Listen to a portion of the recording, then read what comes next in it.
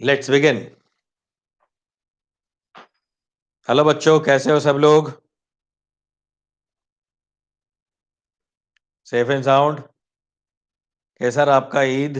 कैसा रहा आपका रक्षाबंधन? बढ़िया। रक्षाबंधन की और ईद की शुभकामनाएं। हम मिले थे सैटरडे को, मंडे हम मिल नहीं पाए थे। ओके, बढ़िया, वेरी गुड। कितनी बच्चियों ने अपने भाइयों को बराबर से उनके पॉकेट्स जो है वो खाली किए?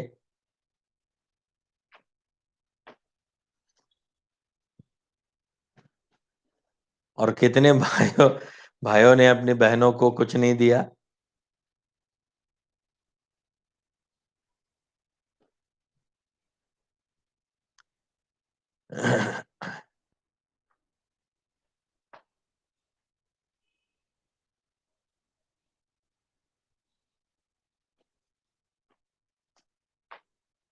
सब लोग सोच रहे हैं कि क्या आंसर दूं मैं।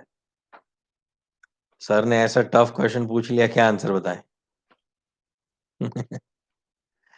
चलिए, खैर शुरू करते हैं। बहुत बढ़िया, बहुत अच्छा, वेरी नाइस।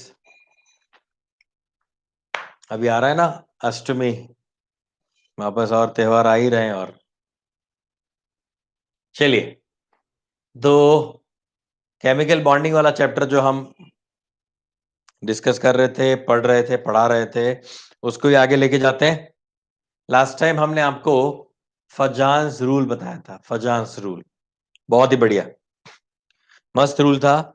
सिर्फ 3 चीजें याद रखनी थी उसमें: smaller cation, larger anion and PNG. NGC से पीएनजी जो है, पीएनजीसी जो है वो एनजीसी के कंपैरिजन में ज्यादा कोवेलेंट होता है। ये तीनों केसेस जो है वो किसके लिए थे?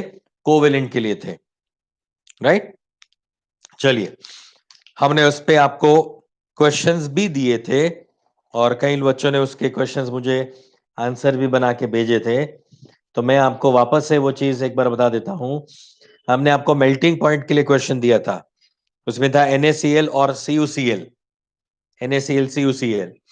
अब जो ज्यादा कोवेलेंट होगा उसका ही उतना मेल्टिंग बॉइलिंग पॉइंट क्या हो जाएगा? कम हो जाएगा। हमने बताया था ना आपको कि जितना पोलैरिटी ज्यादा उतना मेल्टिंग बॉइलिंग पॉइंट जो है वो कम। दो चीजें जो है वो इनवर्सली प्रोपोर्शनल थी, एक मेल्टिंग बॉइलिंग पॉइंट और दूसरा solubility. More the covalent character, less will be the solubility. More will be the covalent character, less will be the melting point boiling point. ठीक है ना? मेल्टिंग बॉइलिंग पॉइंट कम होता है किसका? कोवेलेंट कंपाउंड का, जबकि आयोनिक का ज्यादा होता है क्योंकि उसमें पोलर अट्रैक्शन होता है। इसलिए मॉलिक्यूल्स एक दूसरे से अलग नहीं होते। NaCl का मॉलिक्यूल NaCl के मॉलिक्यूल से अलग नहीं हो पाता। बराबर से मेरे शब्द सुनना, मेरे वर्ड्स बराबर से सुनना, वरना आप आगे जाके फंस जाओगे। मैं बोल रहा हूं कि ये NaCl का मॉलिक्यूल है, ये दूसरा NaCl का मॉलिक्यूल है, ये Na और Cl है, ये Cl और Na है। ये दोनों एक दूसरे के साथ जुड़े हुए थे। जब इसको मेल्ट करूंगा तो ये पूरा NaCl एक दूसरे से अलग होगा। मॉलिक्यूल्स अलग होते हैं, एटम्स नहीं। मॉलिक्यूल्स जो है वो अलग हो जाएंगे, है ना? तो याद रखना, राइट। कौन कौन है? Shri Ram, new admission, first lecture आपका, ठीक है। अदिति, नहीं अदिति का नहीं, ओमकार, ओमकार शिंदे, ठीक है, आपका भी फर्स्ट लेक्चर है। I am also new admission. Ayush, ठीक है। प्रतीक, ओके, वेरी नाइस। चलो, कोई बात नहीं। जितने बच्चे भी नए आए हैं वो लोग एक बार जो प्रीवियस वीडियोस जो हमारे लिस्ट बना हुआ है, दोनों इंट्रोडक्शन टू केमिस्ट्री और IUPAC नोमेनक्लेचर, उसका एक प्लेलिस्ट बना हुआ है। तो उसके वीडियोस रोज जो है वो थोड़े थोड़े देखते जाओ। और आपको जब टाइम मिलता है, मतलब आपका मान लो संडे का है तो संडे एग्जाम तो आपका नहीं होगा ना, क्योंकि अभी आपने ज्वाइन किया है। तो जो इस बार टेस्ट होने वाला है, तो उस टेस्ट का तो आपको कुछ करना नहीं रहेगा। तो इसका मतलब आप लोग क्या करो, उस टाइम पे IUPAC और इंट्रोडक्शन टू केमिस्ट्री वाले वीडियोस जो है वो देख लो। और इंट्रोडक्शन टू केमिस्ट्री वाले वीडियोस जो हैं वह 1.25x या 1.5x पे देख सकते हो। फास्ट, पता है ना 1.25x क्या होता है? यूट्यूब पे आप जाओगे ना तो यूट्यूब पे आपको स्पीड दिखाई देगी, स्पीड दी जाएगी, उसको नॉर्मल से आप 1.5 या 1.25 या 2x तक जा सकते हो, ट्वाइस। मतलब अगर लेक्चर, हमारा वीडियो जो है वो 1 घंटे का वीडियो है, अगर 2x पे चलाओगे तो वो आधे घंटे का हो जाएगा। तो इंट्रोडक्शन टू केमिस्ट्री में आप इतना फास्ट जा सकते हो क्योंकि वो बहुत बेसिक चीजें बताई, उसमें 8, 10, 10 की चीजें बताई है। और अगर आपकी मर्जी, अगर आपको पूरा 1 घंटे का लेक्चर देखना है तो मुझे कोई दिक्कत नहीं है, मगर आप जल्दी अगर खत्म करना चाहते हो तो ऐसे कर सकते हो। ओके, ठीक है। आयुष शाह, अच्छा अच्छा, ठीक है। तेजस, प्लेबैक स्पीड, यस, उसको प्लेबैक स्पीड कहते हैं, सही बात है। सर ये लेसन का प्ले लिस्ट अपलोड कर दो प्लीज। यस यस यस, इसका प्लेलिस्ट बनाने के लिए मैंने बोल दिया है, जो हमारा ईडीपी स्टाफ जो है, इलेक्ट्रॉनिक डेवलपमेंट जो स्टाफ है, ये सारी चीजें जो करते हैं ना, उनको मैंने बोल दिया है कि इस चैप्टर का प्लेलिस्ट बनाने का है। एटॉमिक स्ट्रक्चर का प्लेलिस्ट नहीं बनाया उन्होंने, तो वो प्लेलिस्ट बना के डाल देंगे तो पूरा आ जाएगा इसके ऊपर, है ना। मैं बोलता हूँ, चलो आज वापस उसको मैं याद कराता हूँ। फाइन। हाँ शगुन, बताओ बेटा, क्या कुछ पूछ रहे हो?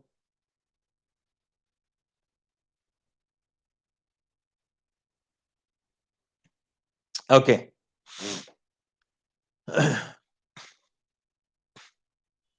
चलिए, तो आगे चेक करें इसमें। आज मैं वापस आपको इसके ही क्वेश्चंस दे रहा हूं, फजान रूल के क्वेश्चन में भेजूंगा सॉल्युबिलिटी के लिए स्पेशली। अच्छा, जो मैंने लास्ट टाइम जो क्वेश्चंस दिए थे वो क्वेश्चन में यहां पे फटाफट एक बार सॉल्व कर लेता हूं, है ना। जो मैंने हमने आपको NaCl, CuCl, KCl, AgCl, SnCl2 solid and SnCl4 liquid ऐसा दिया था, एंड PbCl2 PbCl4, ठीक है। ओके, ये वाले क्वेश्चंस थे।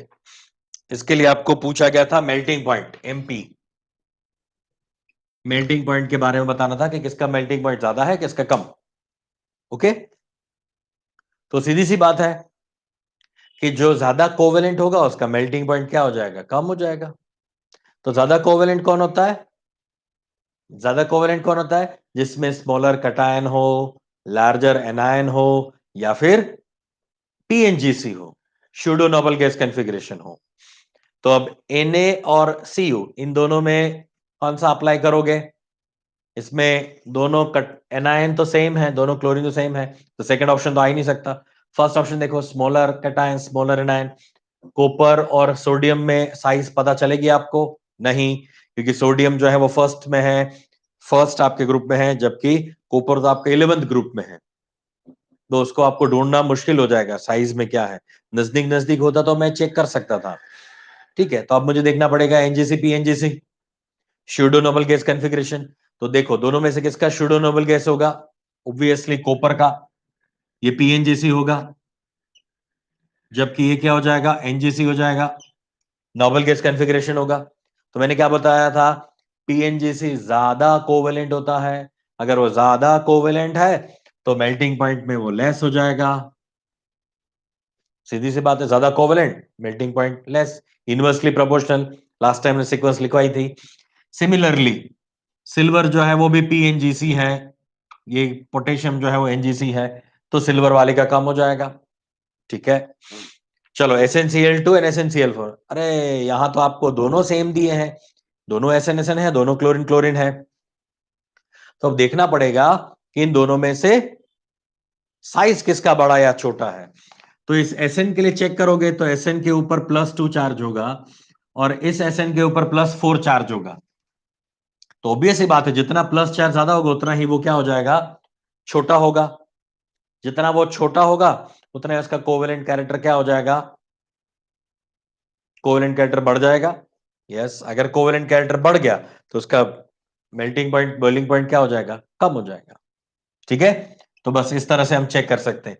इसमें आप पीएनजी सीएनजीसी नहीं डिसाइड करोगे, क्यों? क्योंकि दोनों सेम है ना, सेम है तो उसका साइज डिसाइड कर सकते हो। तो जितना पॉजिटिवली चार्ज ज्यादा होगा, ऑब्वियस है, मैंने लास्ट में बताया भी था आपको, जितना पॉजिटिव चार्ज ज्यादा उतना ही वो क्या होता जाएगा, छोटा छोटा होता जाएगा। और जितना ये माइनस में ज्यादा होगा उतना वो बड़ा बड़ा होता जाएगा। -1 के कंपेरिजन -2 वाला मॉलिक्यूल बड़ा होगा, -3 वाला उससे बड़ा, -4 वाला उससे बड़ा हो जाएगा, है ना। तो ऐसे, ठीक है। अगर कोई बोलेगा सर ये मुझे पता ही नहीं चला क्या है, तो ये साइज क्यों देखते हो, यहां देखो ना, नीचे सॉलिड लिखा है, वहां पर लिक्विड लिखा है। तो ऑब्वियसली सॉलिड का मेल्टिंग बॉइलिंग पॉइंट तो ज्यादा ही होगा ना लिक्विड के कंपैरिजन में, तो ज्यादा ही तो है। सॉलिड के हिसाब से भी आंसर ला सकते हो, मगर सही रीजन ये है, ये याद रखना, ये सीख लेना, जितना पॉजिटिव चार्ज बढ़ता जाएगा उतना ही साइज छोटा होता जाएगा, और जितना ही नेगेटिव चार्ज बनता जाएगा उतना ही साइज बड़ा होता जाएगा। उसमें आपको कोई ज्यादा रट्टा मारने की जरूरत ही नहीं है, सीधी सी बात है। अगर पॉजिटिव का मतलब इलेक्ट्रॉन निकलता जाएगा निकलता जाएगा निकलता जाएगा, तो न्यूक्लियस का आउटर इलेक्ट्रॉन्स पे क्या होता जाएगा, अट्रैक्शन बढ़ता जाएगा, तो साइज क्या होता जाएगा, ऑब्वियसली छोटा छोटा, है ना। और बाहर से इलेक्ट्रॉन ऐड करते जाओ ऐड करते जाओ ऐड करते जाओ, तो आपकी ऑर्बिटल क्या होती जाएगी, एक्सपांड होती जाएगी। इलेक्ट्रॉन आएगा तो एक्सपांड तो करना पड़ेगा ना। न्यूक्लियस के आसपास इलेक्ट्रॉन घूमते रहते हैं, गरबा करते रहते हैं। पता है ना गरबा कैसे करते हैं, बीच में छोटा सा भगवान का जो है मंदिर होता है, और उसके आसपास मूर्ति होती है, उसके आसपास जो क्या करते हैं लोग, गरबा करते हैं, घूमते रहते हैं। गुजरात का एक बहुत ही अच्छा फेस्टिवल है, खैर महाराष्ट्र वगैरह सब में ये गरबा किया जाता है, मगर सब लोग ऐसे सर्कल बना के खड़े होते हैं ना। तब मान लो बाहर से 5 लोग नए आ गए, तो सर्कल को क्या करना पड़ेगा, थोड़ा बड़ा करना पड़ेगा सर्कल को। ऐसा नहीं हो सकता उसी सर्कल में सब लोग एकोमोडेट नहीं होते। अब वो सर्कल में खेल रहे हैं, 5 लोग नए आके थोड़ा सर्कल बढ़ गया, और 10 लोग आ गए, तो सर्कल को और बड़ा करना पड़ेगा। सो ऑब्वियसली न्यूक्लियस से तो ये सर्कल का जो डिस्टेंस है वो तो बढ़ता जाएगा ना, रेडियस। तो ऐड करोगे जब किसी भी चीज को, यानी इलेक्ट्रॉन को ऐड करोगे, तो सर्कल बड़ा करना पड़ेगा, यानी साइज बढ़ेगा। Is it okay? और जैसे जैसे मान लो गरबा करते करते 10 लोग थक गए, तो निकल गए, तो सर्कल छोटा हो गया, निकाल दो तो छोटा होता जाएगा, निकाल दो तो छोटा होता जाएगा। सीधी सी बात है, बस ऐसे याद रखो, गरबा से याद रख लो, याद रह जाएगा। ए जी तारा आंगड़िया मा, चलो। तो Sn+2 Sn+4, जितना ज्यादा प्लस उतना छोटा, जितना छोटा कटायन उतना ज्यादा कोवेलेंट, जितना ज्यादा कोवेलेंट उतना ही उसका मेल्टिंग पॉइंट, बॉइलिंग पॉइंट कम। बस ये सारी चीजें रिलेटेड है यार, कोई ज्यादा इसमें बड़ा कोई रॉकेट साइंस नहीं है ये, सिर्फ प्रोपोर्शनल और इनवर्सली प्रोपोर्शनल है, उसके हिसाब से चेक करो। तो इसी कंसेप्ट को यहां पे लगाना है। ये Pb+2 है, ये Pb+4 है, ऑब्वियसली Pb+4 ज्यादा कोवेलेंट होगा और उसका मेल्टिंग बॉइलिंग पॉइंट कम होगा, बस दैट्स ऑल। ठीक है ना। तो ये बात हो गई मेल्टिंग बॉइलिंग पॉइंट के लिए। मैं आपको आज एक और सीक्वेंस सॉल्युबिलिटी के लिए पूछ रहा हूं। सॉल्युबिलिटी का पूछा था मैंने, सॉल्युबिलिटी का मैंने दिया था क्वेश्चन आपको, एक बार चेक करो। सॉल्युबिलिटी वाले क्वेश्चन दिए थे क्या?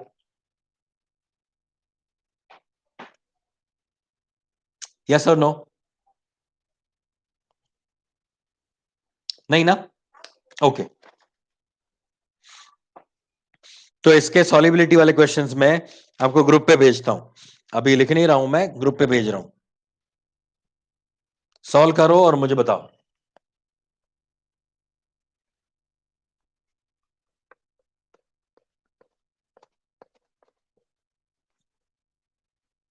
वापस से एक बार सबको मैं रिमाइंड करवा देता हूं। अभी भी आपके आसपास, आपके फ्रेंड सर्कल में, आपके कोई रिलेटिव्स जो भी जहां भी है, सिर्फ मैं ऐसा नहीं बोल रहा हूं कि महाराष्ट्र में है, पूरे इंडिया में कहीं भी अगर है तो उनको आप बोल दो, अगर ज्वाइन करना चाहते हैं जल्दी से कर ले, वरना आप काफी चीजें जो है वो छूटती जाएगी। अब तो ये पेस और पकड़ेगा। सर अमोनियम नाइट्रेट कहाँ यूज होता है? हाँ, अमोनियम नाइट्रेट ऐसे एक्सप्लोसिव यूज होता है, NH4NO3 nitrate, yes NH4NO3। Ammonium nitrate जो है वो एक्सप्लोसिव है, जो ये करते हैं ना, कुआं वगैरह बनाते हैं ना, तो उसके अंदर ऐसे एक्सप्लोसिव डालते हैं, वो होता है आपका ammonium nitrate. Aman, this is my fourth day, but sir, I want to cover up all main topics so that I can easily attend the live lecture. Sir, which of your videos I should watch by the sequence? ऐसा करो ना बेटा अमन, तुम जो है introductory chemistry, जो introduction chemistry जो है वो पहले पूरा पढ़ लो। इंट्रोडक्शन के 9-10 लेक्चर्स हैं, 8 है शायद, 8 लेक्चर्स हैं, वो वाले लेक्चर्स पूरे पहले वो कर लो। आईयूपीएससी वाला अभी नहीं करोगे तो चलेगा, है ना। सब लोग जो भी नया ज्वाइन किया है, जिन लोगों ने, वो लोग बेटा समझ लो, आप इंट्रोडक्शन टू केमिस्ट्री वाले लेक्चर्स जो है फटाफट देख लो, क्योंकि वो बहुत बेसिक चीजें हैं, उसमें मैंने काफी चीजें जो है वो कवर कर ली है उसमें, है ना। तो वो पढ़ोगे तो आपको एक फील आना शुरू हो जाएगा केमिस्ट्री का, राइट। बाद में आप ये वाला जो करंट चैप्टर है उसमें आ सकते हो।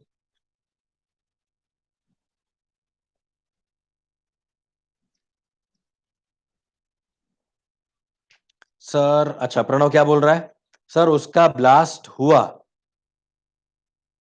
कहां पे? बेरूट में। वो क्या है, बेरूट क्या है? बेरूट क्या है?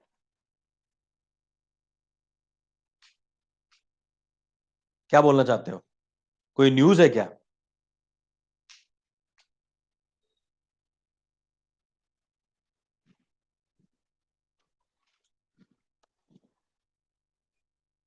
प्रणव,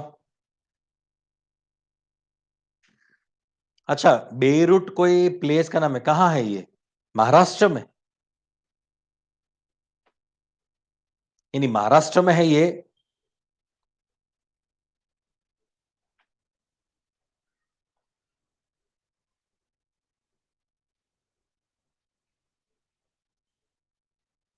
अंशिल क्या आंसर बोल रहा है, बी? कहाँ घूम रहा है, कौन सा लेक्चर अटेंड कर रहा है तू अंशिल? मैं तो कोई क्वेश्चन पूछा ही नहीं, तो आंसर क्यों दे रहा है बी?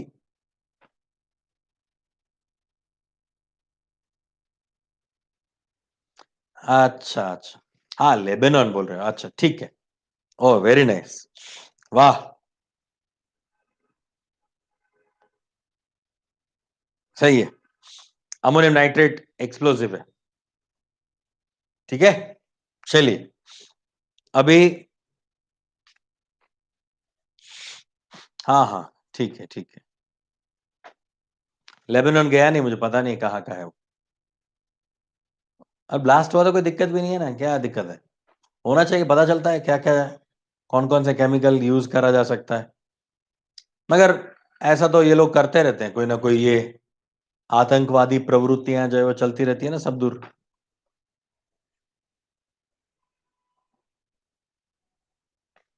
ओके, चलिए आ जाओ वापस यहाँ पे, खासकर अंशिल, वापस आ जाए यहाँ पे। ओके नाउ, चलो हम आगे बढ़ते हैं इसमें। फजांस रूल जो है वो लास्ट टॉपिक था आयोनिक बॉन्ड का। फजांस रूल जो है वो लास्ट टॉपिक था आयोनिक बॉन्ड का। अब शुरू होता है कोवेलेंट बॉन्ड। अब बात करते हैं कोवेलेंट बॉन्ड्स के लिए, ठीक है, और इसके रूल्स और इसके जो भी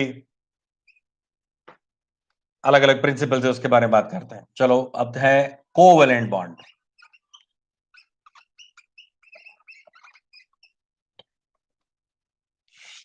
कोवेलेंट बॉन्ड को शेयरिंग बॉन्ड भी बोलते हैं, क्योंकि इसमें इलेक्ट्रॉन्स का क्या होता है, शेयरिंग होता है। जैसे आयोनिक बॉन्ड को बोला जाता है इलेक्ट्रोवेलेंट बॉन्ड। आयोनिक बॉन्ड को क्या बोलते हैं, इलेक्ट्रोवेलेंट बॉन्ड। किसको, आयोनिक बॉन्ड को। आयोनिक बॉन्ड का जो सिनोनिम है या फिर अदर नेम जो है वो है इलेक्ट्रोवेलेंट बॉन्ड। उसी तरह से ये कोवेलेंट बॉन्ड है, ये कोवेलेंट बॉन्ड है, इस कोवेलेंट बॉन्ड का अदर नेम है शेयरिंग बॉन्ड, शेयरिंग वाला बॉन्ड, है ना। चलिए अब कोवेलेंट बॉन्ड जो है इसमें मुझे एक बेसिक चीज समझनी है, ये क्या है, ये बात है शेयरिंग, ये शेयरिंग वाली कहानी है। देखो मैं एक चीज यहां पे एक लिस्ट बना के दे देता हूं। आयोनिक बॉन्ड जिसमें इलेक्ट्रॉन का एक्सचेंज होता है,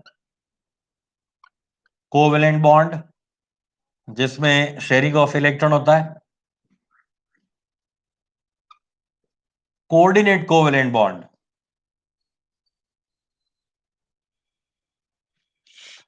कोऑर्डिनेट कोवेलेंट बॉन्ड, इसमें इलेक्ट्रॉन जो है वो डोनेशन होता है। ठीक है, तीनों को एक सिंपल एग्जांपल से समझाता हूं।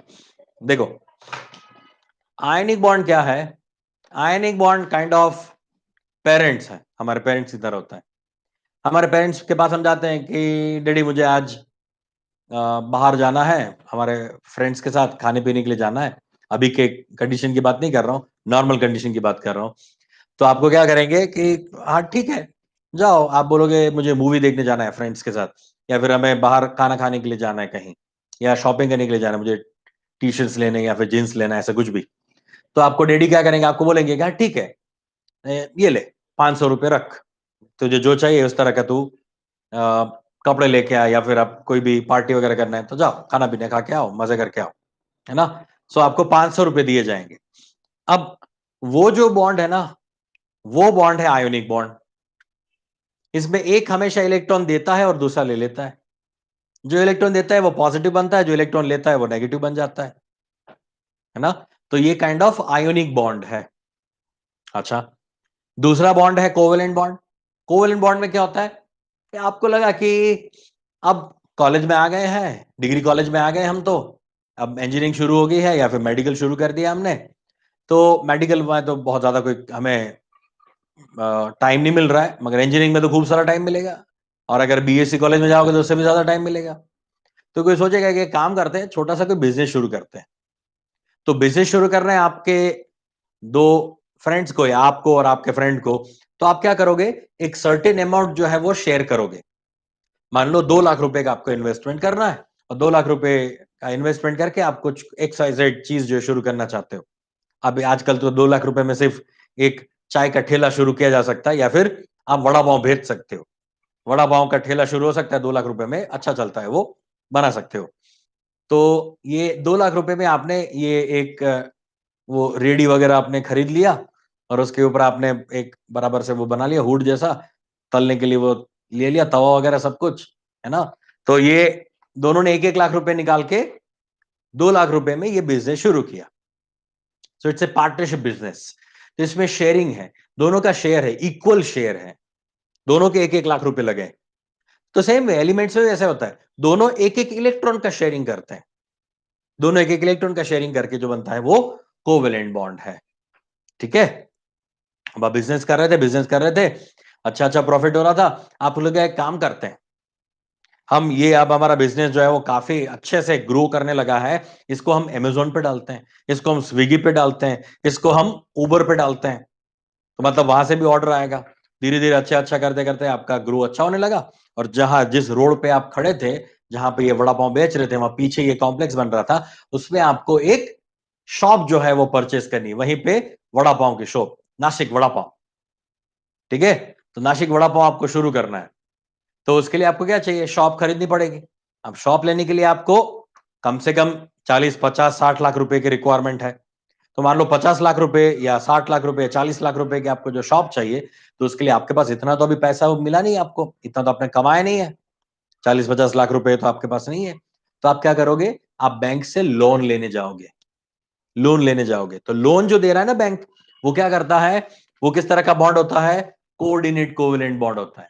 वो क्या करता है, कोऑर्डिनेट करता है आपको, हाँ लीजिए ना 40 लाख रुपए लीजिए, और आपका ये किस्त बनेगा, इतना आपको ईएमआई पे करना है, दैट्स ऑल। तो इसका मतलब ये क्या हो जाता है, कोऑर्डिनेट कोवेलेंट बॉन्ड हो जाता है।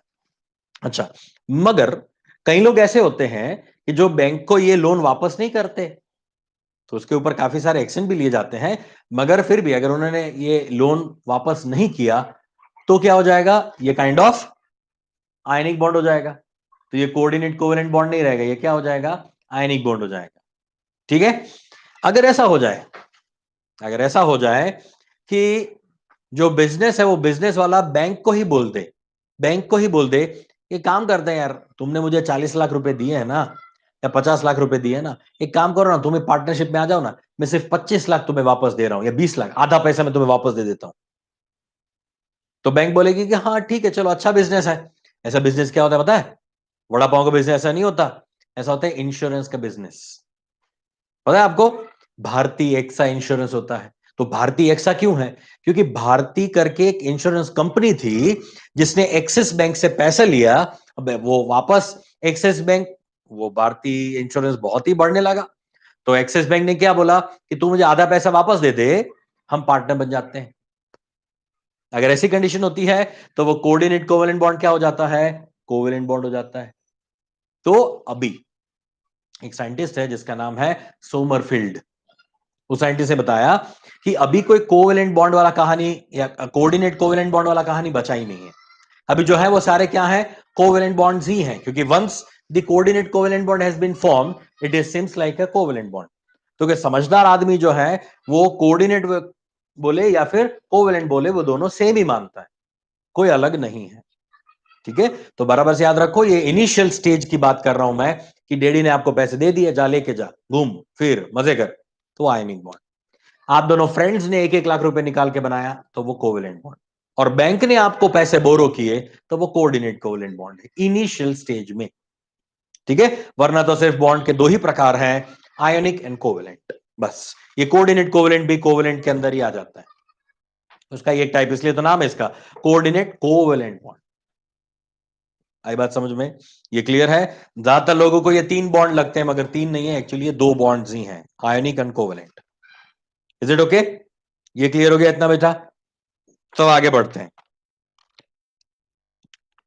देखो, कोवेलेंट बॉन्ड जो है उसके बारे में जो पूरा इंफॉर्मेशन है वो दिया था कॉसेल और लेविस ने। कॉसेल साइंटिस्ट है और दूसरा साइंटिस्ट है लेविस, अदरवाइज लुइस। लिखा जाता है लेविस, मगर उसका प्रोनाउंसिएट किया जाता है लुइस, है ना?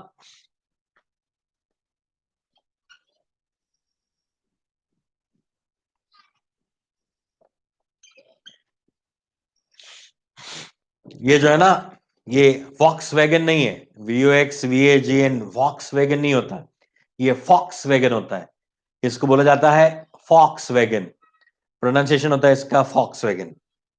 ठीक है, सेम वे इसका जो नाम है वो है लुइस, लिखा जाता है लेविस। ये क्या लिखा है मैंने? कमेंट, इंग्लिश में इसको बोलते हैं कमेंट, COMMENT, कमेंट। मगर जब आप इसी वर्ड को फ्रेंच लैंग्वेज में बोलते हो, स्पेनिश या फ्रेंच में बोलते हो, तो इसको बोला जाता है कोमा, सिर्फ कोमा, है ना? COMMENT जो है वो कोमा का फुल फॉर्म है। कोमा सावा, सावा भी है, मेर्सी, है ना, मोसियर, बॉन्जूर, ये सारे वर्ड जो है वो फ्रेंच वर्ड है। आप में से कई बच्चों ने फ्रेंच सीखी होगी, शायद आपके 10th में, या फिर यहाँ पे फ्रेंच लैंग्वेज होती है, खासकर CBSE और ICSE बोर्ड में अगर आप होंगे तो फ्रेंच में ये वर्ड जो है वो कोमा है, इसका मतलब कमेंट नहीं है, राइट? सेम वे इसका प्रोनाउंसिएशन है लुइस, लेविस नहीं है। Got it? बोल सकते हो आप, कोई दिक्कत नहीं। कॉसेल लुइस अप्रोच। ओके, अब कॉसेल लुइस थियरी जो है, इसके अकॉर्डिंगली क्या होता है? इसके अकॉर्डिंगली फर्स्ट स्टेटमेंट यही है कि कोई भी एलिमेंट इलेक्ट्रॉन का शेयरिंग करके ऑक्टेट कंप्लीट करना चाहता है। Okay, elements tries to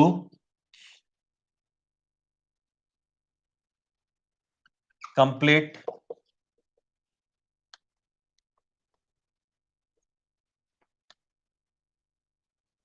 their octet by sharing of electrons, sharing of electrons, which is known as covalent bond, known as covalent bond। आपको अगर याद हो तो मैंने फर्स्ट लेक्चर में ही बताया था कि बॉन्ड बनने के पीछे रीजन क्या है। दो ही रीजन है। एक रीजन है वो अपना ऑक्टेट कंप्लीट करना चाहता है, और दूसरा रीजन है कि वो स्टेबिलिटी गेन करना चाहता है। बस दो रीजन की वजह से ही ये पूरा विश्व चलता है। पूरी दुनिया इन दो रीजन की वजह से ही चलती है। एक तो ऑक्टेट कंप्लीट हो सकता है, या फिर वो ज्यादा स्टेबिलिटी गेन कर लेता है। इस वजह से ही ये बॉन्ड फॉर्मेशन होता है। ठीक है ना। सो elements tries to complete their octet by sharing of electrons, which is known as covalent bond. क्या बोल रहे हो कल्पेश सर? ये सारे कंसेप्ट बाहर के लोगों ने ही दिए हैं क्या? इंडियन ने कुछ नहीं? नहीं, ऐसा नहीं है। मगर ज्यादातर जो डेवलपमेंट हुआ है मॉडर्न केमिस्ट्री का, मैं बात कर रहा हूं मॉडर्न केमिस्ट्री, तो मॉडर्न केमिस्ट्री का डेवलपमेंट ज्यादातर हुआ है अरेबिक लोग जो है, यानी अल्केमिस्ट जिसको बोलते हैं, उन्होंने किया था। फ्रेंच लोगों ने किया है, फ्रांस जो है वो काफी इसमें डेवलप किया है इसने। ग्रीक लोगों ने किया है। ये काफी ज्यादा डेवलपमेंट्स हैं, और उन्होंने काफी अच्छे तरह से इस चीज को समझाया था। हमारे ऋषि मुनि जो थे, यानी जो उससे पहले जो पुराना जो केमिस्ट्री था, मैंने ये भी बताया था आपको कि ऋषि कणद से शुरू हुआ था 530 बीसी के टाइम से, बिफोर क्राइस्ट 500 में हमारे पास ऐसी टेक्नोलॉजीज थी, हमारे पास ऐसा ज्ञान था कि हम बता सकते थे कि एटम जो है वो क्या है। मगर हमारे ऋषि मुनि क्या थे, हमारे टाइम पे बहुत ज्यादा कोई लिखाई पढ़ाई नहीं होती थी, खासकर इंडिया में। वो लोग क्या करते थे, पीपल के पत्तों पे लिख दिया, मेटल पे लिख दिया, कोई प्रॉपर वे में उसका कोई कलेक्शन ऑफ वो नहीं होता था, राइटिंग नहीं होता था। वो पहले क्या करते थे, जब ऋषि मुनि के आश्रम में स्टूडेंट्स पढ़ने के लिए जाते थे, तो ऋषि मुनि जो है वो बोलते रहते थे और लोग सुनते रहते थे। कोई लिखाई पढ़ाई का ऐसा कुछ था ही नहीं, यानी कोई डॉक्यूमेंट्री प्रूफ ही नहीं है उसका। हमारे पास ग्रंथ है, पुराने सारे ग्रंथ वगैरह हैं, श्रीमद् भगवत गीता हो गया, या फिर बाइबल हो गया, कुरान हो गया, वो सारी चीजें हमारे पास है वो लिखित में। तो इसमें जो भी चीजें लिखी हुई है उसका हम इंटरप्रिटेशन कर रहे हैं। मगर दिक्कत क्या होती पता है?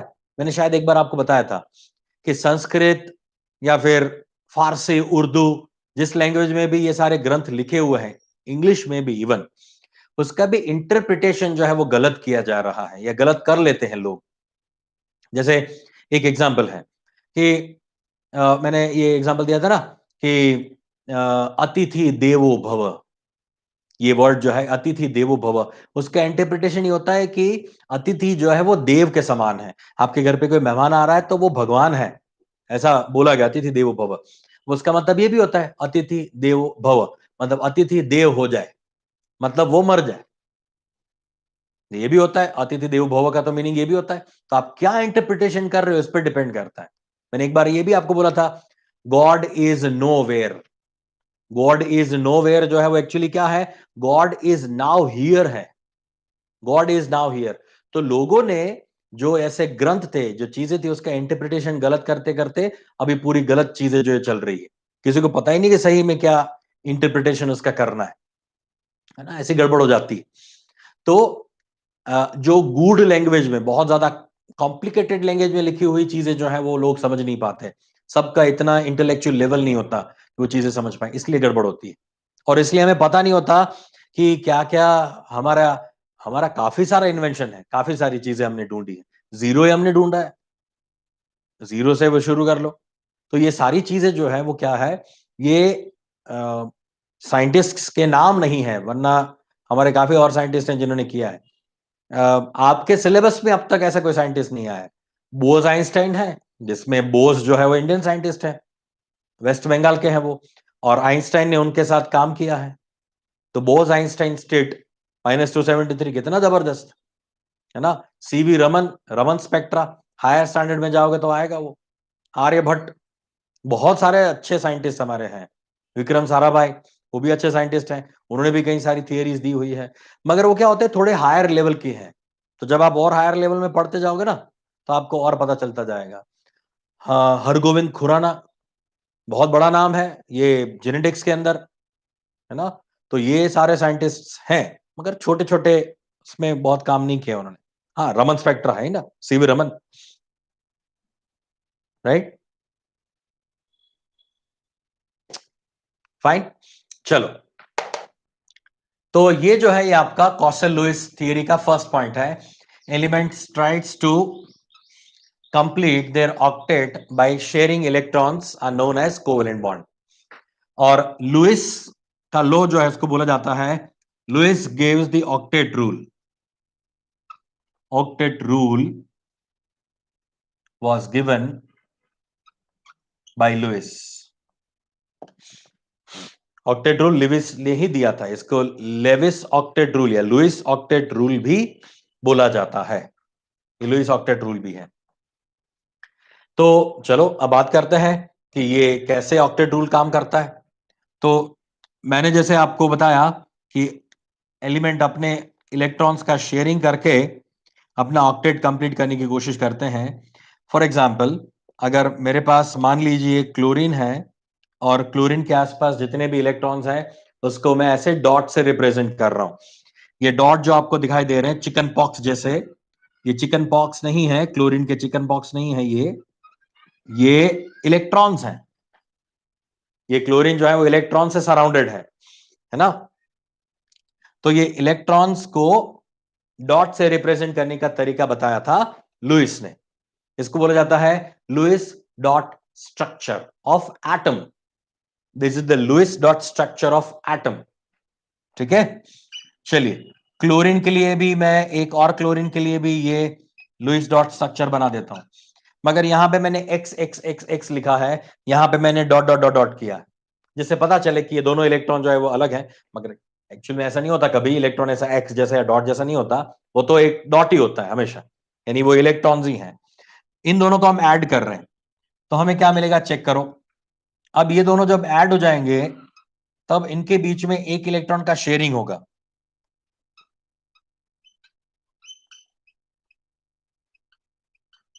अब इनके बीच में क्या हो गया, इसका एक इलेक्ट्रॉन यहां पे है, ये देखिए इसके 7 इलेक्ट्रॉन्स ये रहे, ये एक इलेक्ट्रॉन इसके साथ शेयरिंग कर रहा है, तो ये जो है ये शेयर्ड इलेक्ट्रॉन्स हैं। तो इसका मैं वेन डायग्राम बनाता हूं। वेन डायग्राम पता है ना आपको बेटा, वेन डायग्राम में क्या होता है, जो इन दोनों में कॉमन होता है तो उसको यहां पे बीच में लिखा जाता है, ये दोनों में कॉमन है। तो ये इलेक्ट्रॉन जो है वो इस क्लोरीन का भी है और ये इलेक्ट्रॉन इस वाले क्लोरीन का भी है, यानी ये दोनों इलेक्ट्रॉन दोनों के हैं, शेयरिंग वाला हो गया ना। अब देखो, अब टोटल, अब इस क्लोरीन के आसपास ये जो मैंने सर्कल बनाया है ब्लू कलर का, उसमें अभी आपको कितने इलेक्ट्रॉन्स दिख रहे हैं, अभी आपको इसमें कितने दिख रहे हैं, 1 2 3 4 5 6 7 8, इस वाले सर्कल में। यस, अब ये वाले क्लोरीन का ऑक्टेट कंप्लीट हो गया। नाउ इसके लिए चेक करो, इसमें 1 2 3 4 5 6 7 8, यस, ये वाले क्लोरीन का भी ऑक्टेट क्या हो गया बेटा, कंप्लीट हो गया, है ना। तो अब क्या हो गया, दोनों क्लोरीन का ऑक्टेट कंप्लीट हो गया, दोनों ने एक एक इलेक्ट्रॉन का शेयरिंग किया। अगर हम एक एक इलेक्ट्रॉन का शेयरिंग कर रहे हैं, मतलब इन दोनों के बीच में 2 इलेक्ट्रॉन्स हैं, तो each 2 electron form a single bond. किसी भी एक बॉन्ड में 2 इलेक्ट्रॉन्स होते हैं, एक इलेक्ट्रॉन इसका होता है और एक इलेक्ट्रॉन इसका होता है। दोनों के एक एक इलेक्ट्रॉन को रिप्रेजेंट करने के लिए एक डंडा बनाया जाता है, ऐसी एक लाइन बनाई जाती है जिसको बोलते हैं सिंगल बॉन्ड, जिसको बोलते हैं सिंगल बॉन्ड। ठीक है ना, यह है सिंगल बॉन्ड। और इसको एक और नाम से भी जाना जाता है sigma bond. Greek letter sigma से इसको रिप्रेजेंट करा जाता है, इसको बोला जाता है सिग्मा बॉन्ड। इसके लिए सिंबल है ये सिंबल जो है ना, ये 6 नहीं है बेटा, ये 6 नहीं है, हाँ ये सिग्मा है, ये सिंबल है सिग्मा। 6 तो ऐसे लिखते हैं, राइट, ये सिग्मा है। यहां पे छोटा सा पॉकेट है या पैकेट है और इससे ये लाइन बनी हुई है, ये है सिंगल बॉन्ड या फिर सिग्मा बॉन्ड, इसको बोलते हैं सिग्मा बॉन्ड।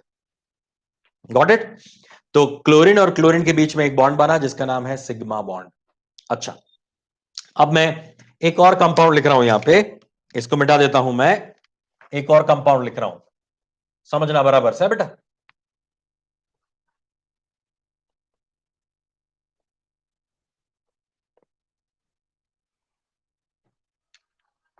हाँ, यहां तक पूरा कॉपी कर लो, चलो ये CCCl तक का कॉपी कर लो, मैं 2 मिनट में आया, जल्दी कॉपी करो।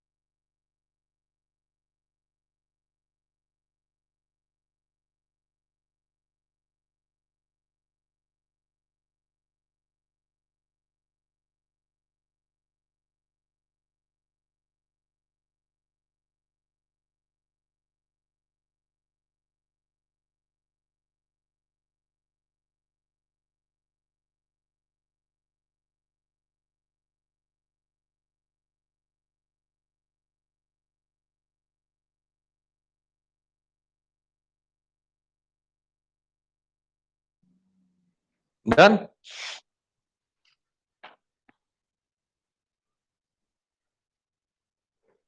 ओके, नाउ ये ऑक्सीजन है और उसके साथ में ऑक्सीजन का और एक ऑक्सीजन एटम का बॉन्ड फॉर्मेशन करना चाहता हूं।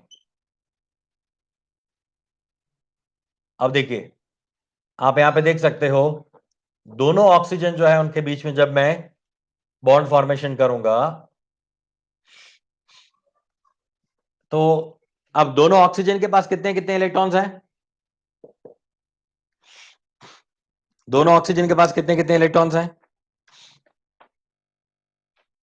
6 इलेक्ट्रॉन्स हैं दोनों के पास। तो अब इनके बीच में मुझे शेयरिंग करना है, तो दोनों को ऑक्टेट कंप्लीट करना है। ऑक्टेट कंप्लीट करना है, दोनों क्या करेंगे? दो दो इलेक्ट्रॉन्स का डोनेशन करेंगे, मतलब दो दो इलेक्ट्रॉन का शेयरिंग करेंगे। चलो मैं इसको एक्स से रिप्रेजेंट करता हूं, चलो इसको मैं एक्स से दिखाता हूं। क्रॉस कर दिया, यहां पे डॉट बनाया मैंने। तो यहां पे क्या होगा? ये एक ऑक्सीजन, ये एक ऑक्सीजन, यहां पे ये दो डॉट है और ये दो एक्स है। बाकी के चार यहां पे दिखा दिए, ये बाकी के चार ऑक्सीजन यहां पे दिखा दिए। अब इसको वापस से वो ब्लू कलर का जो मैंने सर्कल बनाया था, सर्कल बनाओ और सर्कल में जो कॉमन इलेक्ट्रॉन्स हैं उन कॉमन इलेक्ट्रॉन्स को दोनों सर्कल में रखो। आया समझ में?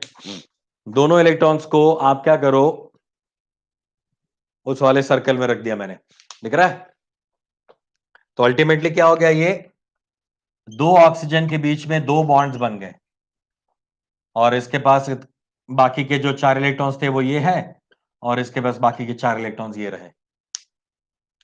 Are you getting a point? तो यहां पे क्या हो रहा है, चार इलेक्ट्रॉन शेयरिंग कर रहे हैं, चार इलेक्ट्रॉन। तो बॉन्ड्स कितने बनेंगे? 2। हर एक बॉन्ड के लिए कितने इलेक्ट्रॉन्स की रिक्वायरमेंट होती है? 2 की। ठीक है, तो ये हमें मिल गया यहां पे डबल बॉन्ड, दो बॉन्ड्स मिल गए। तो इसमें से एक ऊपर वाला बॉन्ड तो सिग्मा बोला जाता है, एक बॉन्ड इसमें सिग्मा होता है और एक बॉन्ड जो है वो क्या होता है? पाई। ये है पाई बॉन्ड, है ना? एक बॉन्ड होता है हमेशा सिग्मा और दूसरा बॉन्ड होता है पाई। अगर दो बॉन्ड्स हैं, डबल बॉन्ड अगर है, तो उसमें एक सिग्मा होता है, एक पाई होता है। Is it okay? अगर तीन बॉन्ड होंगे तो एक सिग्मा दो पाई। फॉर एग्जाम्पल नाइट्रोजन की बात करते हैं। नाइट्रोजन के पास कितने इलेक्ट्रॉन्स होते हैं? 5 इलेक्ट्रॉन्स होते हैं, 1 2 3 4 5 आउटर मोस्ट शेल में। दूसरे नाइट्रोजन के पास भी कितने हैं? 5 इलेक्ट्रॉन्स हैं आउटर मोस्ट शेल में। अब उन दोनों के बीच में जब कॉम्बिनेशन होगा तो क्या हो जाएगा? तीन तीन इलेक्ट्रॉन का शेयरिंग होगा, तीन तीन इलेक्ट्रॉन का शेयरिंग होगा। तो यहां पे जो बॉन्ड बनेगा इसमें भी इस सर्कल में 8 इलेक्ट्रॉन हो गए, इस सर्कल में 8 इलेक्ट्रॉन हो गए। तो यहां पे जो बॉन्ड बनेगा वो क्या बनेगा? N triple bond N. दो इलेक्ट्रॉन्स एज इट इज, दो electron as it is. Total कितने इलेक्ट्रॉन्स थे नाइट्रोजन के पास? 5। अब ये क्या है पता है? ये नंबर ऑफ इलेक्ट्रॉन्स क्या मैं दिखा रहा हूं यहां पे? आउटर मोस्ट शेल का, यानी इलेक्ट्रॉनिक कन्फिग्रेशन अगर क्लोरीन का लिखोगे तो क्या हो जाएगा? 287। तो ये 7 इलेक्ट्रॉन्स दिखाए मैंने यहाँ पे, 287 का 7 इलेक्ट्रॉन दिखाए मैंने। इसका इलेक्ट्रॉनिक कन्फिग्रेशन क्या होता है? 286, तो ये 6 इलेक्ट्रॉन दिखाए। इसका क्या होता है? 28, सॉरी क्या कर रहा हूं मैं, ये हो जाएगा आपका 2 6 8 है तो 6 इलेक्ट्रॉन्स है। इसका क्या हो जाएगा? 2 5। तो मैंने 5 इलेक्ट्रॉन दिखाया आसपास। सुन लो बराबर से, 5 इलेक्ट्रॉन्स हैं तो 5 डॉट बनाए मैंने, chicken box, 5 chicken box. 6 outermost में तो 6 डॉट्स बनाए और 6 डॉट्स हैं तो टोटल तो 8 करना है। तो उसके बाजू वाले जो ऑक्सीजन है उससे उसने 2 इलेक्ट्रॉन का शेयरिंग किया, तो दोनों के पास 8 8 हो गए। अब देखो ये सर्कल जो बनाया मैंने, एक ब्लू सर्कल, उसमें 1 2 3 4 5 6 7 8। इसके पास भी 1 2 3 4 5 6 7 8, 6 खुद के और 2 बगल वाले के। मतलब अब इसमें कोई डिस्टिंग्विश नहीं है, आप उसको डिस्टिंग्विश नहीं कर सकते, कोई डिस्क्रिमिनेशन नहीं है। जब उनके बीच में बॉन्ड बन गया, जो बन गया बॉन्ड तो बन गया। अब बन गया तब ये ऑक्सीजन और ये ऑक्सीजन अलग नहीं है, ये वाले बॉन्डेड इलेक्ट्रॉन्स जो है वो क्या है? दोनों के हैं। अब एक का नहीं है, वो दोनों के हैं। यहां पे ट्रिपल बॉन्ड बन गया तो तीनों इलेक्ट्रॉन ये और ये तीनों इलेक्ट्रॉन, 6 के 6 इलेक्ट्रॉन दोनों के हैं। यानी इंडिविजुअली तो उनके पास है ही है, मगर ये भी हो जाएगा। अब इसमें क्या होता है? 2 पाई बॉन्ड होता है, एक सिग्मा बॉन्ड होता है, समझना बराबर से। यहां पे एक सिग्मा एक पाई, यहां पे 2 पाई एक सिग्मा, इसमें होता है 2 पाई 1 सिग्मा, 2 पाई 1 सिग्मा। ठीक है, अगर ट्रिपल बॉन्ड है तो बस ट्रिपल बॉन्ड तक की कहानी आपको दिमाग में रखनी है। सिंगल बॉन्ड मतलब सिग्मा बॉन्ड, डबल बॉन्ड मतलब एक सिग्मा एक पाई। ओके, ट्रिपल बॉन्ड मतलब 2 पाई एक सिग्मा। सिग्मा एक से ज्यादा नहीं होता, सिग्मा एक ही होता है। पाई बॉन्ड एक से ज्यादा हो सकते हैं, सिग्मा कभी भी एक से ज्यादा नहीं होता, दुनिया में कहीं भी नहीं, किसी भी मॉलिक्यूल में नहीं, है ना। तो एक सिग्मा बॉन्ड होता है और एक क्या होता है, पाई बॉन्ड होता है। डबल बॉन्ड है तो एक सिग्मा बॉन्ड और 2 पाई बॉन्ड, अगर ट्रिपल बॉन्ड है तो। Is it okay? ये क्लियर हो गया। सिंपल मॉलिक्यूल्स मैंने आपको बताया, Cl2, O2, N2। इसके लिए मैंने आपको ये लुइस डॉट स्ट्रक्चर बनाने का मेथड बताया। एटम के लिए लुइस डॉट स्ट्रक्चर क्या होता है, एटम के आसपास आउटर मोस्ट इलेक्ट्रॉन को ऐसे डॉट या एक्स से रिप्रेजेंट करो। मॉलिक्यूल बनने के बाद क्या होता है, Cl2 मॉलिक्यूल में शेयरिंग वाले इलेक्ट्रॉन्स को भी ऐसे डॉट और एक्स से दिखा सकते हो। तो ये है उसका लुइस डॉट स्ट्रक्चर, इसको बोलते हैं लुइस डॉट स्ट्रक्चर। अच्छा, एक और चीज, एक और नाम भी याद रखो। जो इलेक्ट्रॉन, जो इलेक्ट्रॉन्स इस वाले बॉन्ड फॉर्मेशन में इस्तेमाल नहीं हो रहे हैं, मतलब ये वाले इलेक्ट्रॉन्स देखो, ये बॉन्ड में इस्तेमाल नहीं हुए हैं, ये वाले इलेक्ट्रॉन्स ऐसे ही पड़े रहे हैं, जो इस बॉन्ड का पार्ट नहीं है, उसका आउटरमोस्ट इलेक्ट्रॉन तो है ही मगर बॉन्ड में पार्टिसिपेट नहीं किए, इसको क्या बोला जाता है, ये इलेक्ट्रॉन्स इसको क्या बोलते हैं, इसको बोला जाता है lone pair, loan pair of electron, otherwise unpaired electrons, loan pair of electrons. ठीक है, इसके लिए वर्ड है एलपी, यानी loan pair of electrons. Loan मतलब लोनली, लोन मतलब लोनली इलेक्ट्रॉन्स हैं, ठीक है ना। तो ये लोन पेयर ऑफ इलेक्ट्रॉन्स है। लोन पेयर ऑफ इलेक्ट्रॉन्स का क्या मतलब हो जाएगा, लोन पेयर का मतलब है वो इलेक्ट्रॉन्स जो है वो फ्री है, फ्री है, वो किसी के साथ अभी बॉन्ड फॉर्मेशन नहीं किया है, इसलिए इसको बोला जाता है लोन पेयर ऑफ इलेक्ट्रॉन्स। ठीक है, वो लोन पेयर ऑफ इलेक्ट्रॉन्स है। नहीं, हाँ एलओएन ही लोन, एलओएन लोन नहीं, एलओएन लोन नहीं, लोन का मतलब तो वो किसी से बोरो करना पैसा, ऐसा नहीं है, है ना, वो लोन नहीं, बैंक देती है वो लोन नहीं, ये एलओएन ही है, एलओएन ही। और इसको हम अनपेड भी नहीं बोलेंगे, इसको अभी अनपेड नहीं बोलेंगे हम, क्योंकि हमें पता नहीं कि ये इलेक्ट्रॉन अनपेड है या पेड है, वो पता नहीं, ऐसे डॉट लिख दिया तो इसका मतलब पेड नहीं होता, इसका मतलब ये अनपेड ऐसा नहीं बोल सकते, इसको हम बोलेंगे लोन पेयर। अब lone pair of electron unpaid भी हो सकते हैं, पेड भी हो सकते हैं, दोनों हो सकते हैं, पेड भी हो सकते हैं, अनपेड भी हो सकते हैं, है ना। तो ऐसा मत याद रखो कि ये अनपेड है या पेड है, ये है loan pair of electrons. Kalpesh क्या पूछ रहे हो सर, ये नाम किसने रखे, पाए, ये ग्रीक वर्ड्स हैं, ग्रीक लोगों ने रखे हैं ये, बॉन्ड सिग्मा बॉन्ड, और इसमें डिफरेंस क्या होता है, सिग्मा बॉन्ड जो है वो स्ट्रॉन्ग बॉन्ड होता है, जबकि पाई बॉन्ड जो है वो वीक होता है, वो डिफरेंस है, ये स्ट्रॉन्ग होता है, ये बॉन्ड जो है वो वीक होता है। और ये काइंड ऑफ कुछ इस तरह का होता है, मैं आपको एक, कहा गया मेरा पेन, इससे बताता हूं। सिग्मा बॉन्ड और पाई बॉन्ड जो है उनका अरेंजमेंट कुछ इस तरह का होता है।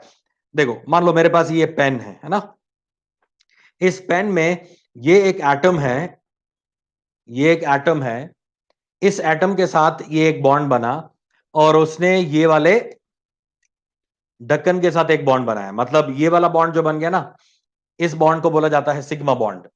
ये क्या बना, ये वाला जो कार्बन है वो, और ये वाला कार्बन, अदरवाइज ये वाला ऑक्सीजन, ये वाला ऑक्सीजन, अदरवाइज ये वाला क्लोरीन, ये वाला क्लोरीन, कोई भी एक एटम है, ये दोनों एटम के बीच में क्या हुआ, एक सिग्मा बॉन्ड बन गया। मतलब ये व्हाइट कलर का जो आपको दिख रहा है वो क्या है, सिग्मा बॉन्ड है, फर्स्ट बॉन्ड जो इन दोनों एटम को जोड़ के रखता है।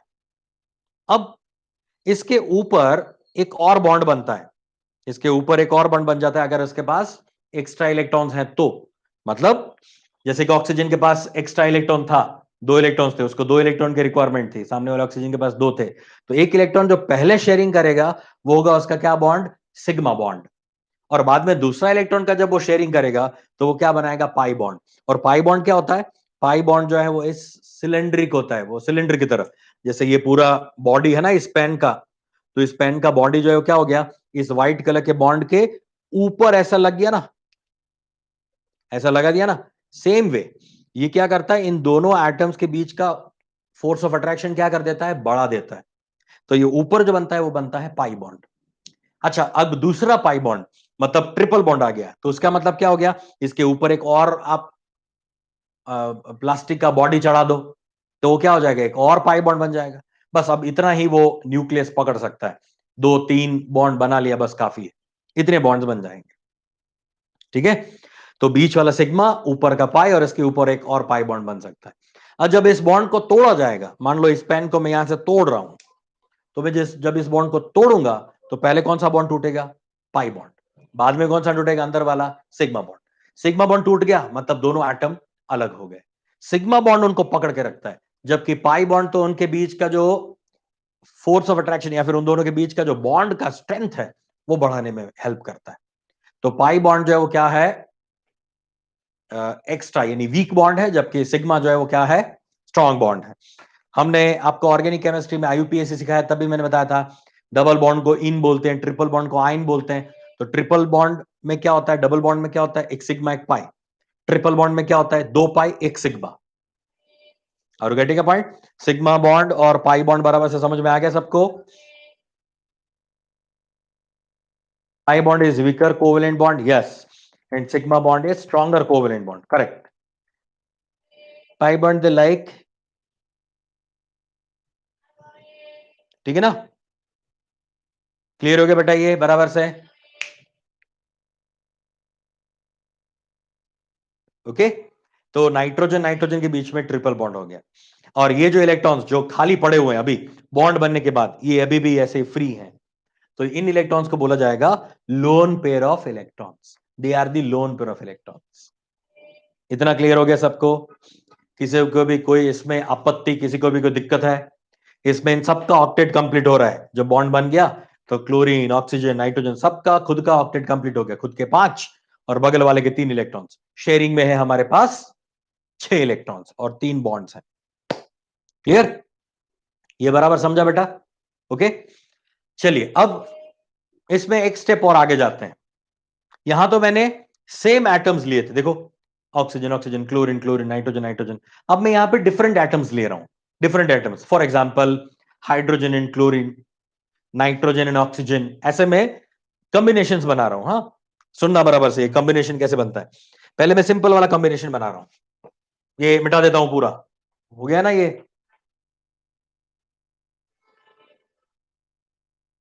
हाँ हाँ हाँ, इसके बेस क्वेश्चंस में दूंगा अभी, सिग्मा पाई बॉन्ड कैलकुलेट करने के क्वेश्चंस में बताऊंगा अभी, डोंट वरी, अभी खत्म तो होने दो, टॉपिक खत्म नहीं हो रहा, इससे पहले कैसे क्वेश्चन बताऊंगा, मिटा देता हूं इसको।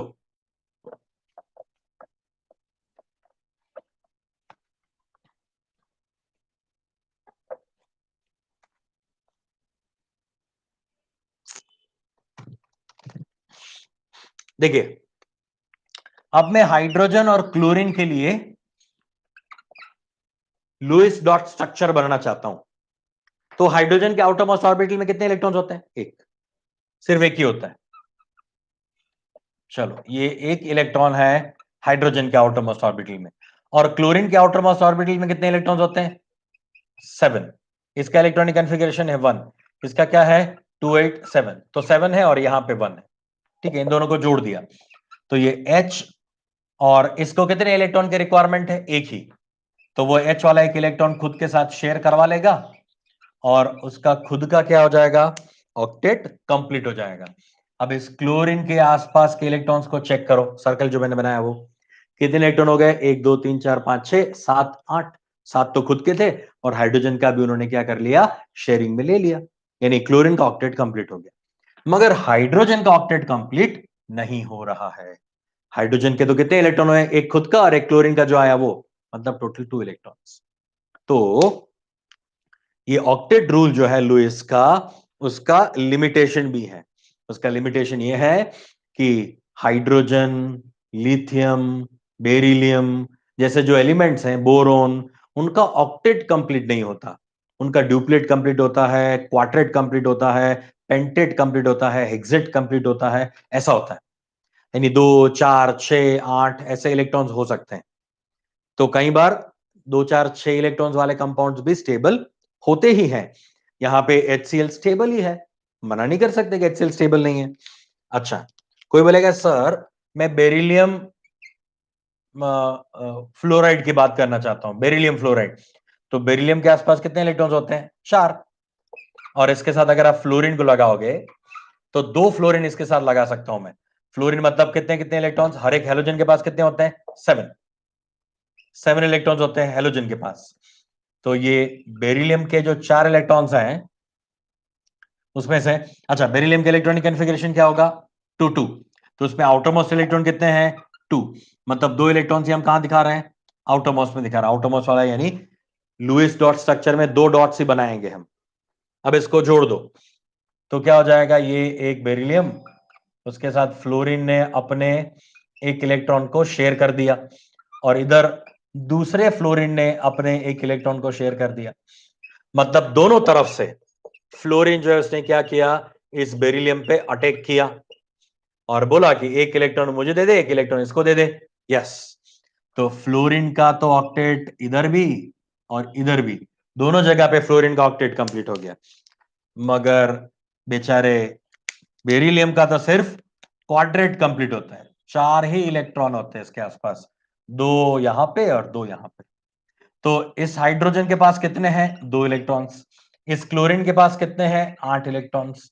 इस फ्लोरीन के पास कितने हो गए? 8 इलेक्ट्रॉन्स। इस फ्लोरीन के पास कितने हो गए? 8 इलेक्ट्रॉन्स। मगर बेरिलियम के पास कितने हुए? 4 इलेक्ट्रॉन। बराबर से समझना, बहुत सिंपल चीज है, मगर ध्यान नहीं होगा तो फंस जाओगे। हाइड्रोजन के पास टोटल 2 इलेक्ट्रॉन्स ही हैं, क्लोरीन के पास 8 है। फ्लोरीन के पास 8 हो गए, फ्लोरीन के पास 8 हो गए, बेरिलियम के पास कितने हो गए? 4 हो गए। अब शेयरिंग हो चुका है, बिजनेस बन चुका है, 1-1 लाख रुपए आपने और आपने फ्रेंड ने निकाला था, मतलब वो दोनों लाख रुपए, अब 2 लाख रुपए दोनों के हैं। अब वो 2 लाख रुपए दोनों के हैं, किसी एक का उस पे हक नहीं है। मतलब जब ये बॉन्ड बन गया तब इन दोनों इलेक्ट्रॉन्स पे इन दोनों का हक है, किसी एक का नहीं। Do remember this, right? तो बेरिलियम के पास 4 इलेक्ट्रॉन हो जाएंगे। So this are the limitations of octet rule. Number 1, 8 से कम इलेक्ट्रॉन वाले स्पीसीज भी हो सकती है, जैसे कि मैंने एग्जांपल दिया आपको, HCl में हाइड्रोजन, BeF2 में बेरिलियम, एक और ले लेता हूं मैं, BF3 या बोरोन ट्राइक्लोराइड, ट्राइफ्लोराइड, ऐसा कोई कंपाउंड ले रहा हूं मैं बोरोन के साथ। तो उसके पास क्या होता है देखना, ये बोरोन है, बोरोन का इलेक्ट्रॉनिक कॉन्फ़िगरेशन होता है 2 3। तो उसके पास आसपास आउटर मोस्ट शेल में कितने इलेक्ट्रॉन्स हैं? 3। प्लस इसके साथ मैं 3 क्लोरीन जोड़ने के लिए ला रहा हूं, 3 क्लोरीन ला रहा हूं मैं। तो हर एक क्लोरीन के पास कितना होता है? 7 electrons. So they can arranged around this boron in such a way that all the chlorine get octet completed। ये क्लोरीन का ऑक्टेट कंप्लीट हो गया। चलो, ये वाले क्लोरीन भाई साहब का भी ऑक्टेट कंप्लीट हो गया, और इस वाले क्लोरीन का भी ऑक्टेट कंप्लीट हो गया। बहुत बढ़िया, बहुत बढ़िया। मगर ये बोरोन जो है, चलो इसका ऑक्टेट कंप्लीट, इसका ऑक्टेट कंप्लीट, इसका ऑक्टेट कंप्लीट, मगर बोरोन का क्या हुआ? बोरोन के पास तो सिर्फ कितने इलेक्ट्रॉन्स हुए? 6 इलेक्ट्रॉन्स। इन सब क्लोरीन का ऑक्टेट कंप्लीट है, सारे क्लोरीन का ऑक्टेट कंप्लीट है। उसके आसपास 8-8 इलेक्ट्रॉन्स हैं, देख लो सब लोग, 8 इलेक्ट्रॉन, 8 8, इसके आसपास 1 2 3 4 5 6, 6 इलेक्ट्रॉन्स हैं। इसका ऑक्टेट कंप्लीट नहीं है, फिर भी ये स्टेबल है। तो लुईस को लोगों ने क्वेश्चन पूछा कि तुम तो ऐसा बोल रहे थे कि ऑक्टेट होता है तो स्टेबल हो जाता है, इसका तो ऑक्टेट कंप्लीट नहीं हो रहा है फिर भी स्टेबल होता है, क्यों? तो उससे बताया कि सेंट्रल एटम के आसपास वाले एलिमेंट्स का तो ऑक्टेट कंप्लीट हो जाता है ना। अगर ड्यूप्लेट, क्वाड्रेट, सेक्सटेट, 6 का मतलब है सेक्सटेट, इसको बोलते हैं सेक्सटेट, सेक्सटेट, 8 का मतलब होता है ऑक्टेट। अगर ड्यूप्लेट, क्वार्टेट, सेक्सटेट या फिर ऑक्टेट भी कंप्लीट हो जाए, अरे ऑक्टेट तो क्या, डेकाटेट भी हो जाए, 10-10, 12-12 इलेक्ट्रॉन हो जाए, फिर भी स्टेबल होता है, मजे करो।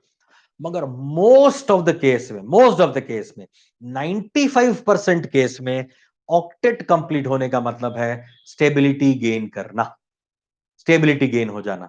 अब इसमें एक्सेप्शंस हो सकते हैं, कम या ज्यादा इलेक्ट्रॉन हो सकते हैं। अच्छा चलो देखते हैं, ज्यादा वाला चेक करते हैं, ज्यादा वाले देखते हैं, हमें तो ज्यादा में काफी इंटरेस्ट होता है, हमें तो ज्यादा ही चाहिए।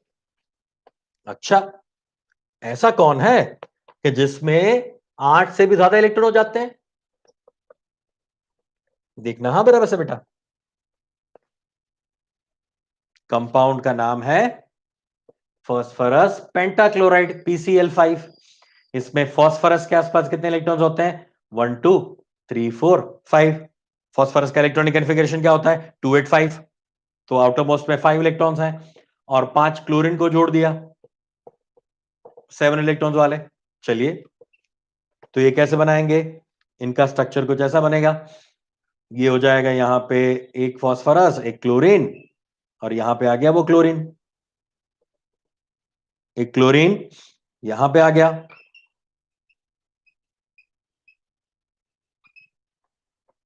एक क्लोरीन यहां पे आ गया,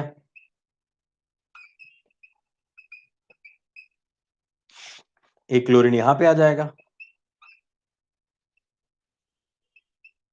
अच्छा एक क्लोरीन यहां पे आ जाएगा। अरे वाह, बहुत बढ़िया।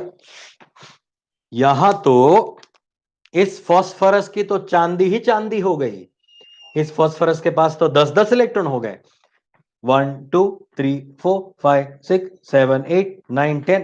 वाह, 10 इलेक्ट्रॉन, 8 नहीं 10 इलेक्ट्रॉन। मगर इसके आसपास जो क्लोरीन है उनका तो ऑक्टेट ही कंप्लीट हुआ है, देखो आप, 1 2 3 4 5 6 7 8, 1 2 3 4 5 6 7 8, 1 2 3 4 5 6 7 8, 1 2 3 4 5 6 7 8, ఒకటి రెండు మూడు నాలుగు ఐదు పైదు उड़गू, है ना। तो ये वाहिद इतने तरह डरवा खम्सा सीता, तो ये जो है वो क्या होता है, 8-8 इलेक्ट्रॉन ही होते हैं। बीच वाले के पास क्या हो जाएगा, 10-10 इलेक्ट्रॉन हो जाएंगे फास्फोरस के पास, फिर भी ये स्टेबल है। तो क्या बोला लुइस ने, 95% केस में ऑक्टेट कंप्लीट होने पे स्टेबिलिटी मिलती है। कई सारे ऐसे कंपाउंड्स हैं जिसमें 8 या 8 से ज्यादा इलेक्ट्रॉन्स होने पे भी स्टेबिलिटी मिल सकती है। तो ऐसे कंपाउंड्स जिसमें 8 से कम इलेक्ट्रॉन होते हैं उनको हाइपो ऑक्टा वेलेंट बोलते हैं, हाइपो ऑक्टावेलेंट कंपाउंड्स। ऐसे एग्जांपल्स कौन कौन से हैं, एग्जांपल है H2, HCl, H2O, ये आपका BF2, BCl3 एक्सेट्रा। इसको बोला जाता है हाइपो ऑक्टावेलेंट कंपाउंड। हाइपो का मतलब है कम, हाइपो का मतलब होता है कम, हाइपोवेलेंट कंपाउंड, है ना। और जो 8 से ज्यादा होते हैं इसमें more than 8 electron, less than 8 electrons हैं, जैसे कि यहां पे हाइड्रोजन, बेरिलियम, बोरोन के पास, और इसको बोला जाता है हाइपर ऑक्टावेलेंट, हाइपर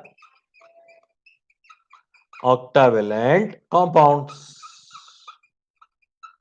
ठीक है, एग्जाम्पल के तौर पे है PCl5 जो आपके सामने है, SF6, SF6 सल्फर हेक्साफ्लोराइड।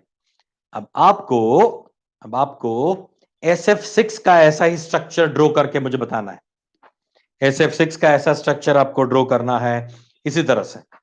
पहले क्या करो, सल्फर, जैसे मैंने फास्फोरस के आसपास 5 इलेक्ट्रॉन लगाए ना, क्यों, क्योंकि उसका इलेक्ट्रॉनिक कॉन्फ़िगरेशन में आउटर मोस्ट शेल में कितने इलेक्ट्रॉन्स थे, 5, क्योंकि 2 8 5 इसका इलेक्ट्रॉनिक कॉन्फ़िगरेशन है, तो 5 इलेक्ट्रॉन लगाओ, और उसके आसपास लगा दो 5 क्लोरीन। इसको ऐसे भी लिख सकते हो, हाँ, ये PCl5, हर एक के साथ एक एक बॉन्ड बनाएगा ना, तो ऐसा भी लिख सकते हो कि ऊपर वाला क्लोरीन, नीचे वाला क्लोरीन, राइट हैंड साइड वाले दो और लेफ्ट हैंड साइड वाला एक, ऐसा ही बना सकते हो। ये तो मैंने लुइस डॉट स्ट्रक्चर बनाया, ये मैंने नॉर्मल स्ट्रक्चर बनाया, बॉन्ड वाला, डंडे बनाए। ऐसा आप SF6 के लिए आपके लिए होमवर्क है, वो करके बताओ।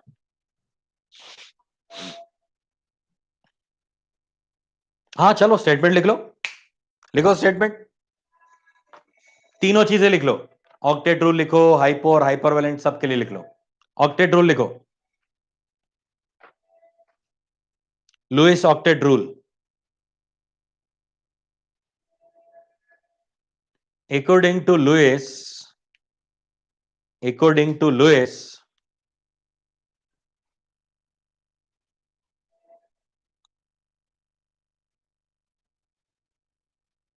if any element, if any element get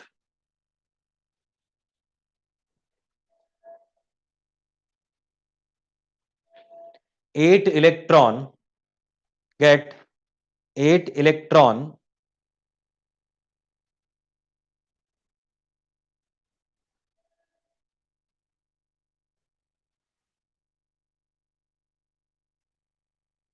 it becomes stable.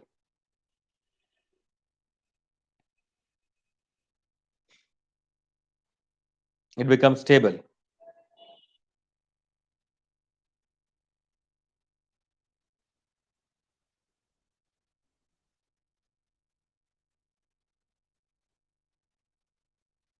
Okay.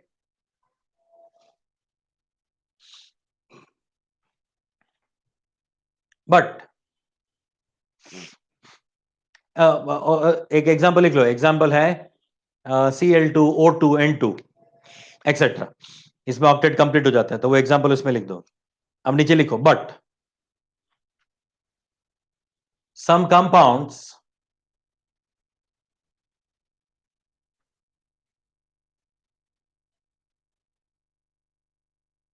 some compounds may have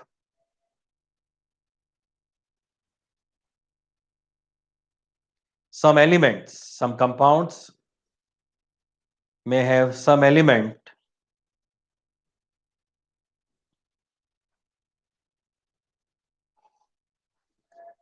duplet, some elements have duplet, quadret,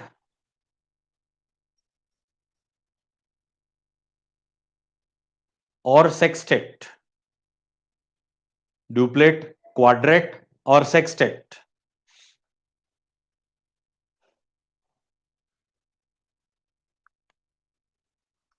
which is also stable, which is also stable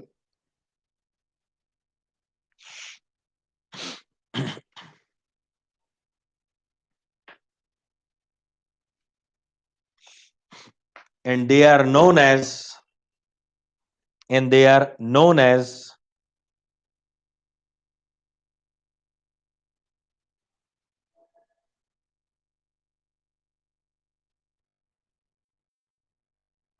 hypooctavalent compounds, hypooctavalent compounds.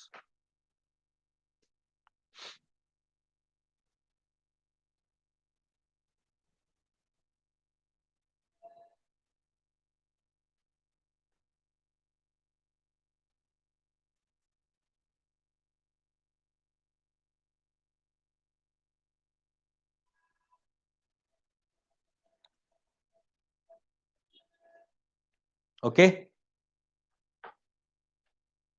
now in some compounds, now in some compounds,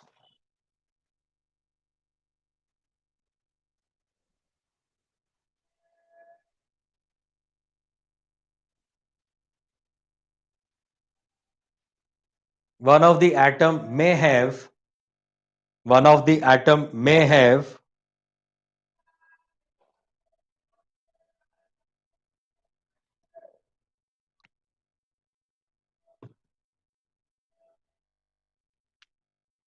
element may have element more than 8 electrons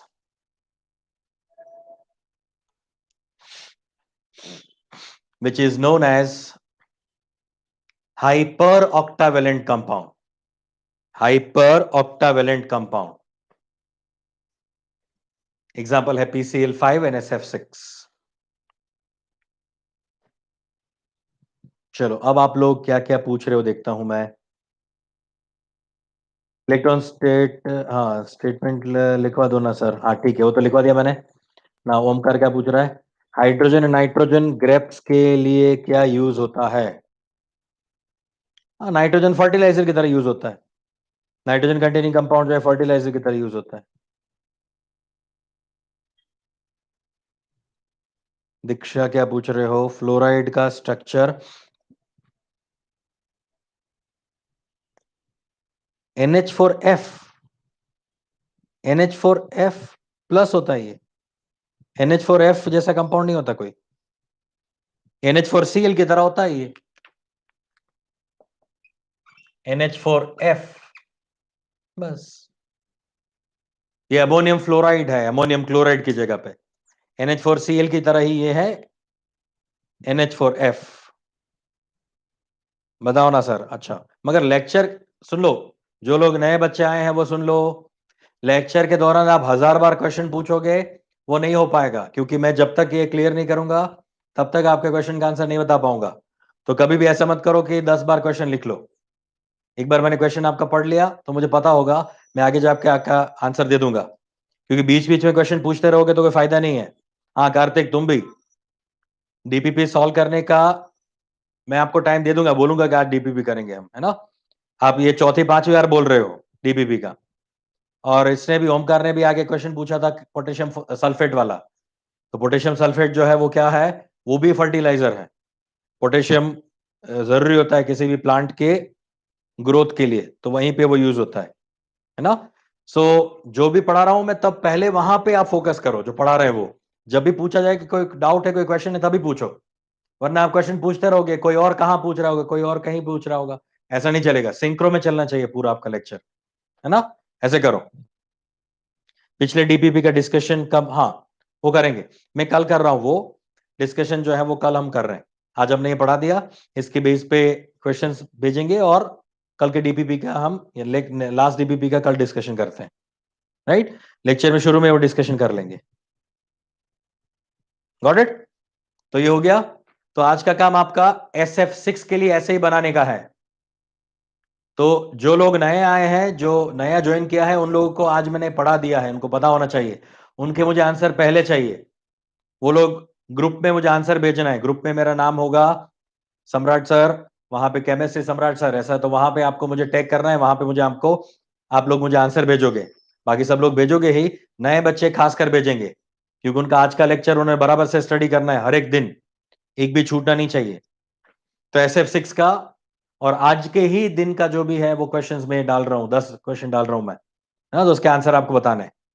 okay. भले या first day है मगर कोशिश करो. कोशिश करोगे तो हो पाएगा आपसे, वरना नहीं होगा. अब बाकी बच्चों के साथ आपको पेस से भागना पड़ेगा. बच्चे आप लोग लेट ज्वाइन किए हो तो आपको उनके पेस के साथ भागना पड़ेगा. खूब अच्छे बच्चे हैं, बहुत अच्छा काम कर रहे हैं, उनके साथ आपको कॉम्पीट करना है मस्त वाला. और कई बच्चे ऐसे भी हैं जो लेट ज्वाइन किए और कॉम्पीट भी कर रहे हैं. आगे जो बच्चे थे उनको हरा भी रहे हैं, है ना, मार्क्स वगैरह पे भी. चलिए, तो मुझे लग रहा है आज यहाँ पे हम लेक्चर खत्म करते हैं. वैसे भी 5 मिनट ज्यादा ले लिया हमने, 5-6 मिनट. Got it. तो कल मिलते हैं, कल डीबीपी करते हैं और इसके क्वेश्चंस भी सॉल्व करेंगे. फाइन. चलो बाय बाय, सायोनारा, टाटा.